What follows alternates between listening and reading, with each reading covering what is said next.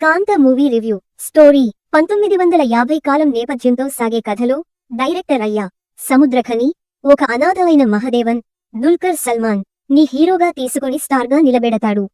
Star అయ్యాక మహదేవన్లో ego పెరిగి ఇద్దరి మధ్య దూరం వస్తుంది. ఈగోలు అహంకారాలు పెరిగి సినిమా ఆగిపోతుంది.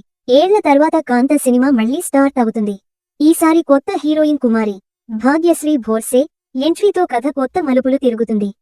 చివరికి మహదేవన్ అయ్య మధ్య ఏం జరిగింది, కుమారి కథ ఏ దిశలో వెళ్ళింది, రానా పాత్ర ఏం చెబుతుంది అన్నదే సినిమా మిగతా భాగం. Plus points 1950 period backdrop అద్భుతంగా చూపించడం, Dulquer Salmaan realistic intense performance, Samuthirakani Rana strong నటన, Bhagyashri Borse surprising acting, star director మధ్య ఈగోలు భావోద్వేగాలు బాగా చూపిన తీరు, visuals cinematography music highlight, climax twist okay.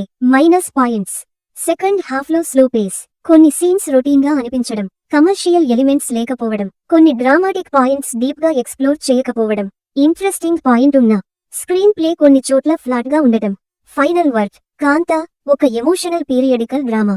కథ, పాత్రలు, నటన, విజువల్స్ బాగుంటాయి, కానీ స్లో నారేషన్, కమర్షియల్ ఎలిమెంట్స్ లేకపోవడం కొంతమంది ప్రేక్షకులకు నచ్చకపోవచ్చు. పీరియడ్ డ్రామాలు, ఎమోషనల్ కథలు ఇష్టపడేవారికి ఇది మంచి అనుభూతి.